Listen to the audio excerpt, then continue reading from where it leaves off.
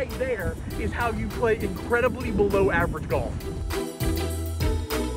Welcome into Over Par here on ESPN 103.7 Lafayette and 104.1 Lake Charles. Matt Miguez here. What a U.S. Open that it was, and what a U.S. Open that it could have been for Rory McIlroy.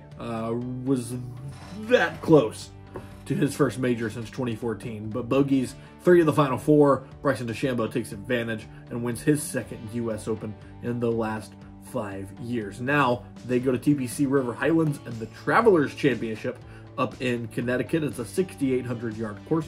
It is a par of 70. And right off the bat, you got 3 straight par 4s, and all of them are pretty reachable. 434, 341, which is really reachable, and then 431. But the interesting thing about the second one, the 341, is that there's bunkers on either side of the green. So they're going to have to be careful with ball placement there. Water, not really a factor in the front 9.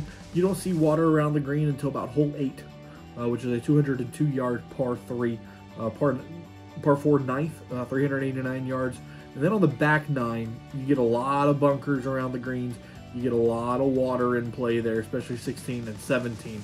So it'll be interesting to see how these golfers, play this out. Obviously, you remember last year, Keegan Bradley set a course record with 23 under on the weekend.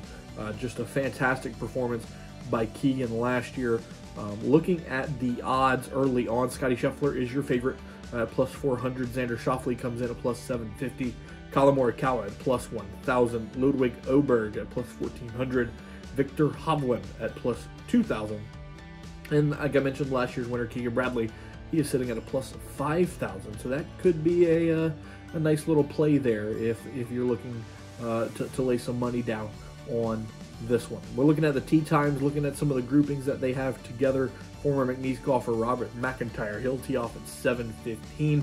Davis Riley and Ricky Fowler will play together at 7:45. Kurt Kitayama, Mackenzie Hughes at 8:40. Sahith Theegala and Sepp Straka at 8:50. Hideki Matsuyama and Keegan Bradley at 9:20 a.m. Scotty and Max Homa at 9:30. Wyndham Clark and Jordan Spieth at 9:40. Shane Lowry and Justin Thomas at 9:50. Louisiana native Sam Burns tees off at 10:55. Tomorrow afternoon, Collin Morikawa and Victor Hovland, as well as Tony Finau and Patrick Cantlay, they really marquee the afternoon. Xander Schauffele and Matthew Pavon, who had a great showing in the U.S. Open with a top 5 finish, they will tee off together at 12:50 tomorrow afternoon. Going to get some early tee times this week due to being on the East Coast and the sun rising a little bit earlier.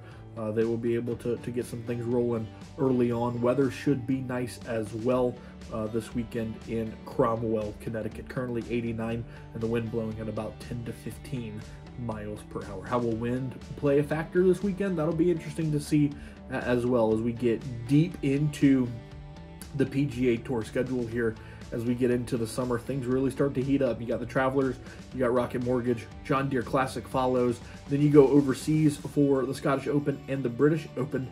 And then from there, 3M Open, take the break for the Olympics, Wyndham, and then you get into the final 3, the St. Jude, the BMW, and the Tour Championship. So very quickly, this PGA season is coming to a head, and points are starting to matter even more than they have in the past. I think Scottie Scheffler has a bounce back week after a rough U.S. Open. Max Homa is another guy to watch. He's been playing well as of late. And then, of course, Keegan Bradley. Can he come close to replicating the performance that he had last year? All that and so much more.